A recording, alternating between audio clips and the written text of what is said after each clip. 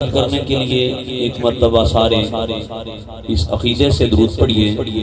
ہم پڑھ رہے ہیں درود والے آقا مدینے میں جلوہ گر ہو کے ہمارا درود سماعت بھی فرما رہے ہیں، ہمیں دیکھ بھی رہے ہیں۔ بلند آواز سے پڑھیے الصلاۃ والسلام علیک یا سیدی یا رسول اللہ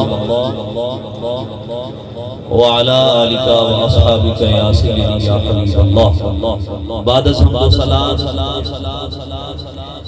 اللہ کا شکر ادا کرتے ہیں۔ اللہ تعالیٰ نے ہم سب کو ایک نیک اور اچھے عمل کے لیے جمع کیا ہے۔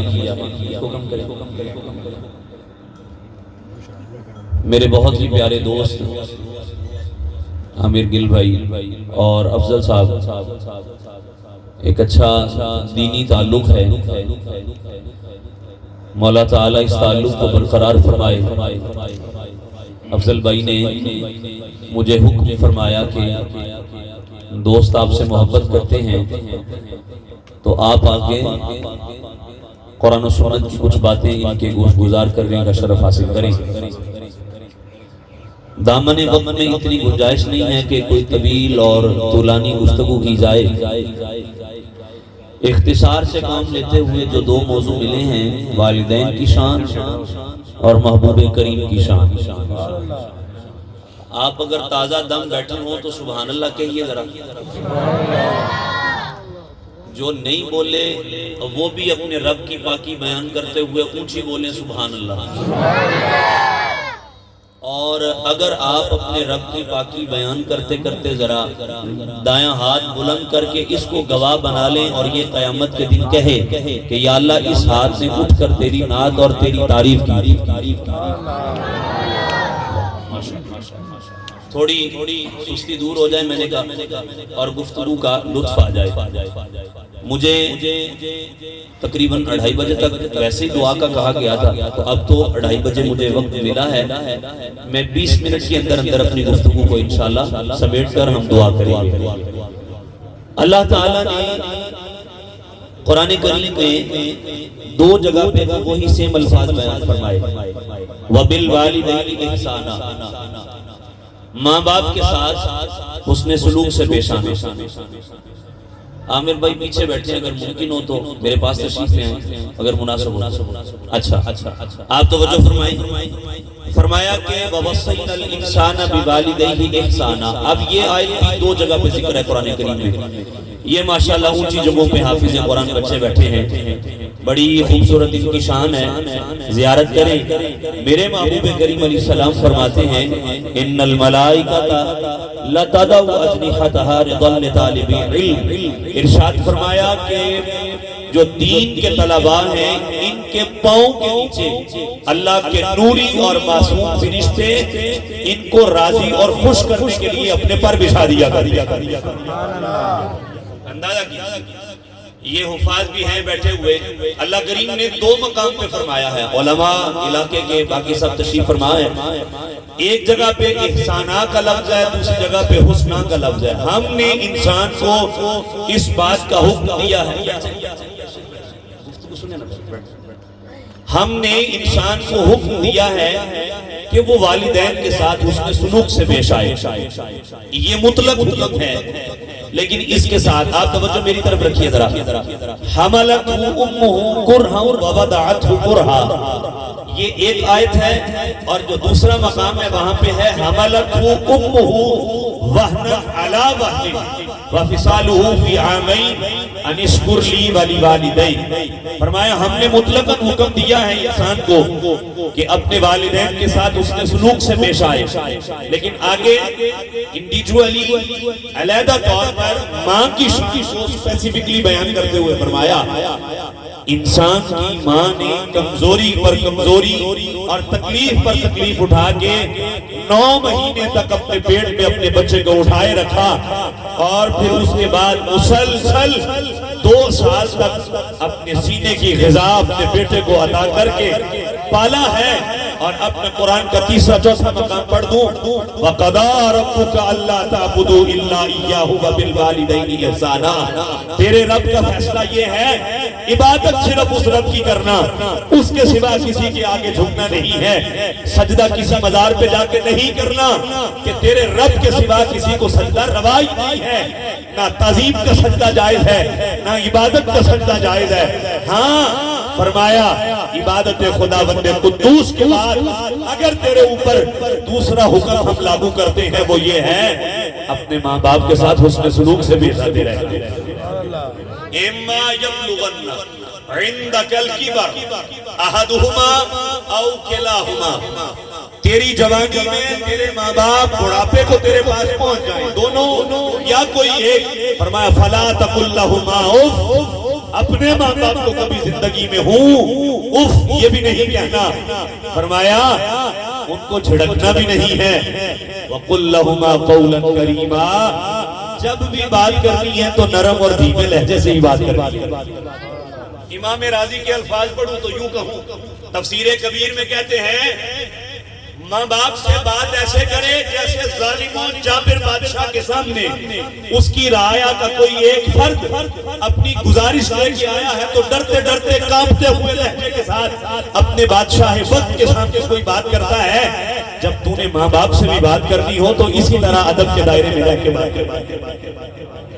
قرآن کریم کی کئی آیات اگلی سن لیجئے اسی کے ساتھ متصل، یہ سورہ بنی اسرائیل کا مضمون ہے 15ویں سپارے کا، وَخْفِضْ لَهُمَا جَنَاحَ الذُّلِّ مِنَ الرَّحْمَةِ میں اور آپ سارے تقریباً دیہاتوں سے ہیں، آپ نے یہ منظر دیکھا ہوگا، پنجابی میں کہہ دیتا ہوں ککڑی نو دیکھیا جدو اپنے بچیاں نو چوچیاں نو اپنے پرس لیندی ہے، فرمایا کہ جیسے وہ اپنے بچے کے لیے اپنے پروں کو کھولتی ہے عاجزی کے ساتھ اس طرح بازو بچھا اپنے ماں باپ کے لیے اور ہاتھ اٹھا کے کہے رب ارحمہما کما ربیانی صغیرا بالغ جیسے بچپن میں میرے ماں باپ میرے اوپر رحم و کرم کرتے رہے ہیں، شفقت والا معاملہ کرتے رہے ہیں، آج میرے ماں باپ پر ایسے ہی تو رحم فرما۔ آج چونکہ ان کی والدہ کا ختم ہے ان کے لیے قرآن خوانی کا ایصال ثواب کا اہتمام ہے، لفظ جو مرضی کہہ لیں، چاہے ختم کہہ لیں، ایصال ثواب کہہ لیں، قرآن خوانی کہہ لیں، مقصد ایک ہی ہے، کیا ان کے لیے دعا کرنا۔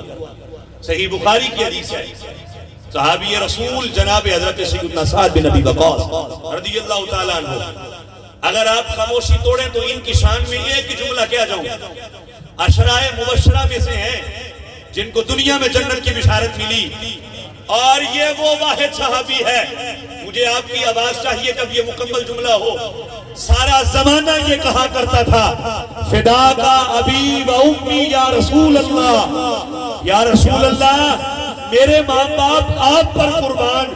جناب سعد بن ابی وقاص وہ تھے جن کو محمد مصطفیٰ کہتے تھے، اے سعد تیرے ماں باپ تیرے اوپر قربان ہو جاتے۔ کہاں شان ہے، والدہ انتقال کر گئی، بارگاہ رسالت میں حاضر ہوئے، محبوب کیا اب بھی میری ماں کا میرے اوپر حق ہے دنیا سے جانے کے بعد؟ فرمایا ہاں ہے۔ حضور کیا؟ فرمایا ان کے لیے ایصال ثواب کرنا۔ صورت کیا ہے؟ نبی رحمت صلی اللہ علیہ وسلم فرمایا پانی کا کنواں کھوداؤ اور اوپر لکھا دینا ہاذہ لأم سعد، یہ سعد کی ماں کے لیے ہے۔ فرمایا لوگ پانی بھر بھر کے جائیں گے، ثواب اللہ تمہیں بھی عطا فرمائے گا، تمہاری ماں کو بھی عطا فرمائے گا۔ اور میں انتہائی مختصر کروں تو آپ کی آواز اس پہ بھی آنی چاہیے، ماں دی شان کچھ نہیں ہے تو جناب ادا سے کرنی کو پوچھو، آپ کی خاموشی پہ بھی قربان جاؤں، اس نیت سے سبحان اللہ بولیے، اس کا ثواب ان کی والدہ کو جائے۔ چلیے جن کی مائیں دنیا سے چلے گئی ہیں ان کے لیے بولیے سبحان اللہ، اور جن کی حیات ہیں وہ ان کی تندرستی کے لیے بلند آواز سے بولیے سبحان اللہ۔ ماں جی اجازت دو میں محبوب کا دیدار کر رہا ہوں۔ عامر بھائی حضرت اویس کہتے ہیں ماں جی اجازت دیجئے میں نبی پاک کی زیارت کر رہا ہوں۔ ماں کہتی پتر میرا تیرے تو سوا دیکھنے والا کون ہے، تو چلا گیا تو میری پیچھے حفاظت کون کرے گا؟ جب قافلے جانے مدینے کے تڑپ کے ماں سے اجازت مانگنی، ماں نے اجازت نہ دینی۔ ایک مرتبہ ماں نے اجازت مشروط انداز سے دیتے ہوئے کہا رات نہ رہنا، پلٹ کے آ جانا۔ میں اس سے پہلے کا منظر بیان کروں آپ کو، اگر آپ کی محبت ہو۔ جب کرن کی طرف سے ہوا چلتی تھی، میری طرف دیکھیے، نبی پاک نا یوں گرے بانگ کے بٹن کھول کے نا جیسے ہم ٹھنڈی ہوا لیتے ہیں، ایسے ہوا محسوس کر کے فرماتے مجھے اپنے رب رحمان کی ادھر سے ٹھنڈی ہوا آتی ہے۔ حضور کیوں؟ سبب کیا ہے؟ فرمایا اس طرف ہمارا اویس نام کا ایک غلام رہتا ہے۔ اللہ اکبر کبیرہ۔ اگر یہاں حدیث سن چکے ہیں تو کیا میں یہ جملہ کہہ سکتا ہوں اگر یمن اور کرن میں رہنے والے اویس کی غلام مصطفیٰ خبر رکھ سکتے ہیں تو کیا یہاں پر بیٹھے ہوئے غلاموں کی مصطفیٰ خبر نہیں؟ اللہ اکبر کبیرہ۔ حضور صلی اللہ علیہ وسلم نے ان کے لیے جب یہ معاملہ کہنا تو ایک دن صحابہ کرام نے عرض کی بارگاہ رسالت میں، محبوب یہ حبشے سے بلال آئے بیٹھے ہیں، یہ روم سے سہیب آ گئے ہیں، فارس سے سلمان آئے بیٹھے ہیں، کرن تو ہمارے قریب پڑتا ہے، کبھی اویس پھر ملنے تو آئے نہیں۔ توجہ پوری رکھیے گا، میرے کبھی فرمایا ایسا نہیں ہے کہ اسے ہماری محبت نہیں آنے دیتی، بلکہ فرمایا اویس کو اویس کی ماں کی خدمت نہیں آنے دیتے۔ اجازت دی ماں سے، ماں جی اجازت دیجئے میں حضور کا دیدار کرنے جاؤں۔ ماں نے مشروط انداز میں اجازت دے کے کہا اچھا بیٹے چلے جاؤ۔ جب اجازت دے کے نبی رحمت صلی اللہ علیہ وسلم کی زیارت کے لیے آئے اور ساری طرف حضور کو دیکھنا چاہا، محبوب کی زیارت نہ ہوئی، واپس پلٹ پڑے۔ مولا علی قاری رحمت اللہ علیہ نے پورا رسالہ لکھا ہے حضرت جناب سیدنا اویس قرنی کی سیرت پر۔ جب واپس پلٹے نا، شام میں محبوب کریم آئے، حضور نے فرمایا عائشہ لگتا ہے کہ آج کوئی آیا تھا، خوشبو سن کے فرمایا ہمیں لگتا ہے کہ کوئی آیا تھا۔ حضرت جناب اماں جی عائشہ کہتی حضور جی کرن سے ایک اویس نام کا غلام آیا تھا، جیسے وہ دیدار کیے بغیر پلٹے تھے تو ان کو دکھ تھا، محبوب بھی اپنے غلام سے نہ ملنے پہ تھوڑا سا افسردہ ہوئے، اور کچھ دیر بعد فرمایا عائشہ تم نے پھر میرا اویس دیکھا تھا کہ نہیں؟ کہا حضور نہیں، جب چل دیے تو دروازے کے چھوٹے سے سوراخ سے پیچھے سے دیکھا تھا۔ پتہ میرے محبوب نے کیا فرمایا؟ آپ کی مرضی ہے بولیے یا نہ بولیے۔ میرے محبوب نے فرمایا عائشہ تم نے اویس کو دیکھ لیا تم جنتی، اور میں نے تمہیں دیکھ لیا میں بھی جنتی۔ صحابہ میں آ کے فرمایا غور سے دیکھو۔ کہا حضور پہلے کیوں نہیں آج تک فرمایا؟ فرمایا عائشہ نے اویس کو دیکھا وہ جنتی، میں عائشہ کو دیکھایا میں بھی جنتی، اور تسی مینوں دیکھو تسی بھی جنتی۔ سبحان اللہ، نعرہ تکبیر، اللہ اکبر، نعرہ رسالت، یا رسول اللہ، نعرہ تحقیق، بادشاہ، نعرہ حیدری، ہر صحابی نبی، ہر صحابی نبی جنت۔ آپ یہاں سے اس بات کا اندازہ لگا لیجئے کہ ماں کی خدمت کا صلہ یہ مل رہا ہے۔ صحیح مسلم کے الفاظ پڑھ رہا ہوں، فرمایا عمر اور علی دونوں جانا رضی اللہ تعالیٰ عنہما، میرے اویس کو ڈھونڈنا اور ملے تو محمد کا سلام دینا اور میرا یہ جبہ اسے تحفے میں دے کے کہنا ہماری بخشش کی دعا بھی کرے اور محمد کی امت کی بخشش کی دعا بھی کرتا رہے۔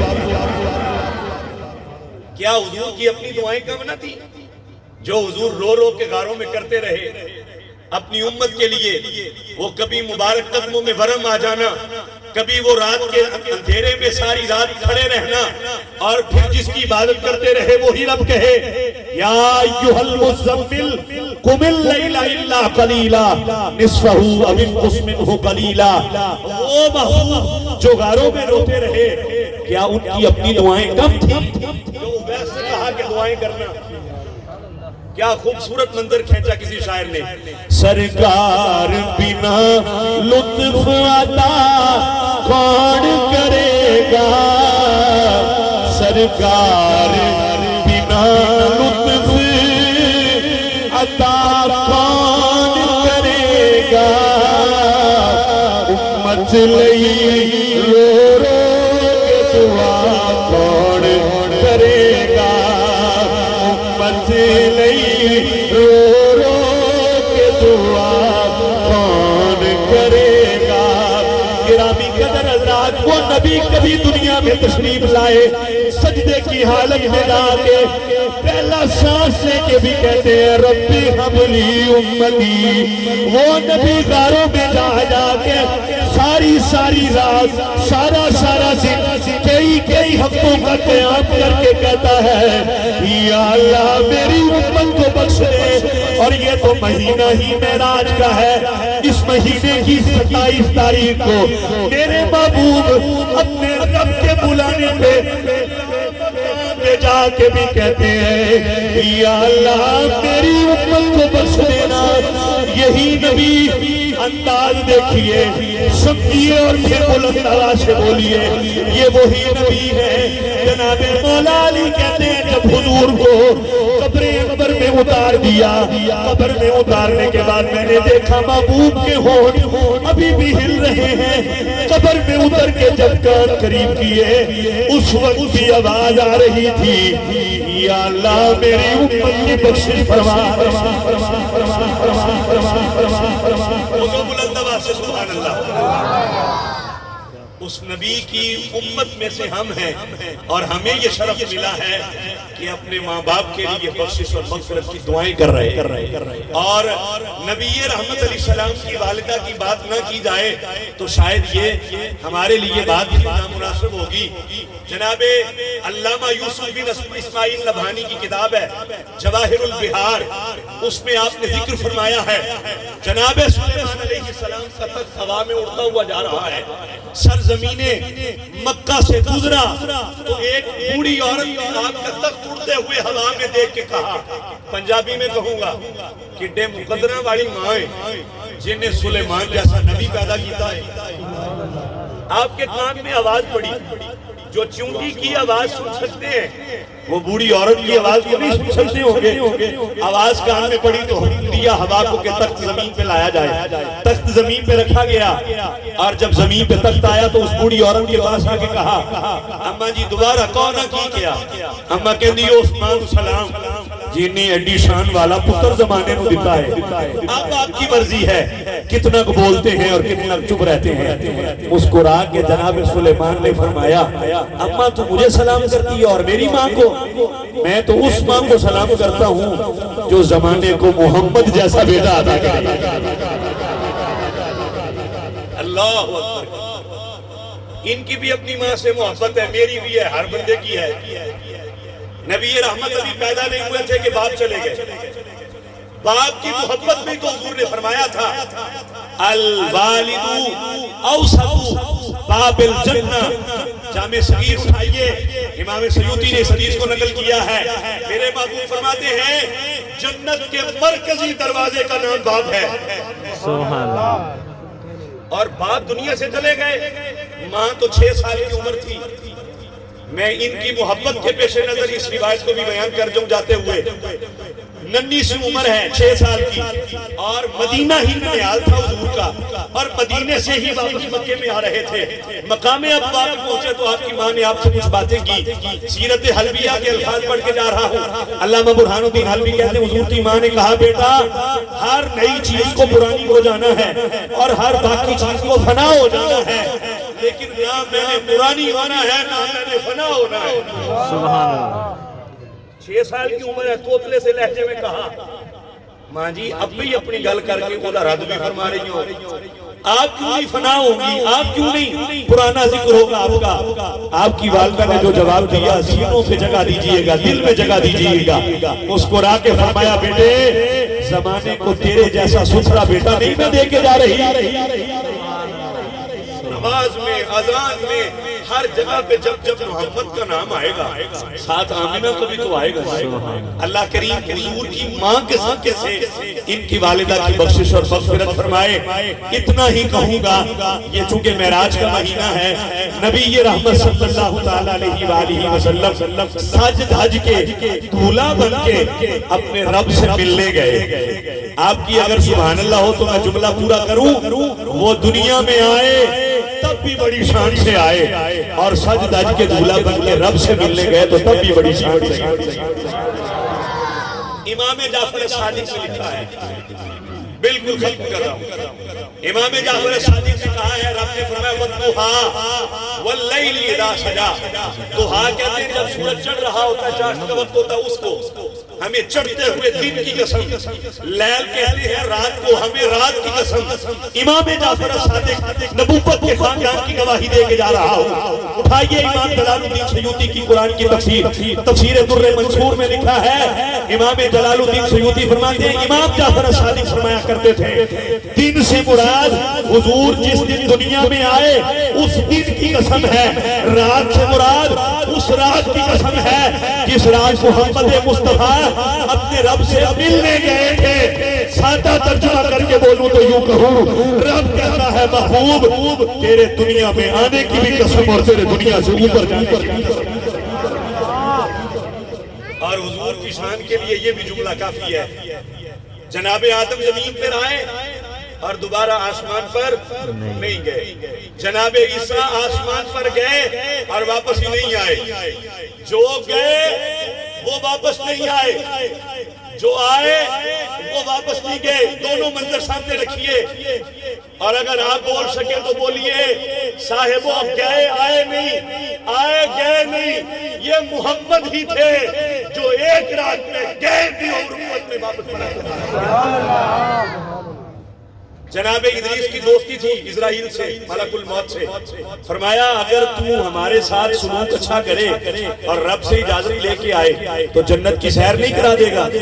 جناب آپ کا حکم گئے کہ اللہ آپ کے نبی جنت کی زیارت کرنا چاہتے ہیں، فرمایا لے چلو، روح قبض ہوئی، جنت میں لے گئے، سیر کی، کافی دیر ٹہلتے رہے، بعد میں لکھا ہے صبح سے گئے شام ہو گئی، سیر کرتے رہے۔ جناب اسرائیل کہا کہ حضرت چلیے، فرمایا کہاں؟ کہا جہاں سے آئے فرمایا ہم نہیں جانے والے۔ او جی کیوں؟ فرمایا تمہیں رب کا وعدہ پتہ نہیں، کل نفس ذائقۃ الموت، ہر ایک نے جانا ہے، ہم تو وعدہ پورا کر کے آئے ہیں، اور رب کا وعدہ ہے جو ایک بار آ جائے وہ جنت سے نکالا نہیں جائے گا۔ فرمایا ہم آ گئے ہیں، ہم تو نہیں جائیں گے۔ فرشتے نے جا کے عرض کی یا اللہ تیرا پیغمبر تو جا ہی نہیں رہا، بات یہ کہہ رہا ہے۔ فرمایا پھر درستی تو کہہ رہا ہے۔ اب میں نے روایت پڑھ دی، امتی بولے ذرا یہاں پہ، وہ گئے، جنت کا نظارہ ایڈا سونا لگا کہ جنت ہی رہ گئے۔ محبوب نے صرف جنت نہیں اپنے رب کو بھی دیکھا اور یہی کہا مالک اپنی امت میں ہی واپس جانا ہے چاہتا ہوں۔ امتیو آؤ اب اپنے نبی کی بھی بات مانو۔ وہ معراج پہ جا کے بھی میرے اور آپ کے لیے رب نے کیا کہا تھا؟ السلام علیکہ ایھا النبی۔ محبوب نے یہ نہیں کہا یا اللہ میرے اوپر سلام سے، نہیں، السلام علینا، ہم سب پر یا اللہ تیری سلامتی ہو ورحمت اللہ وبرکاتہ۔ آئیے اس نبی کی تعلیم اور سیرت کو اپنائیے اور ان کے اسوہ حسنہ کو اپنا رول ماڈل بنا کے اپنی زندگی اس انداز سے عبارت کر کے گزاریے تاکہ دنیا سے جائیں تو جاتے ہوئے اتنا تو ضرور ہونا کہ قبر میں جائیں محبوب فرمائیں فرشتوں کیسا حساب لیتے ہو، یہ تو ہمارا غلام بن کر آیا ہے۔ ایک مرتبہ میں چاہوں گا یہ نعت کے اشعار مل کے میرے ساتھ پڑھ لیجئے اور پھر اس کے بعد انشاءاللہ دعا کا سلسلہ ہوگا۔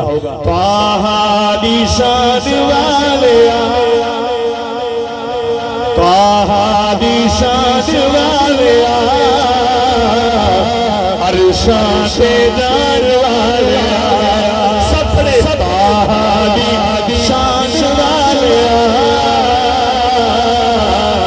عرشاں سے جان والے آیا، شان تیری بلے بلے رب بھی درود کرے، ویریاں نے پیرا کھلے، چادراں بچھا والے آیا، عرشاں سے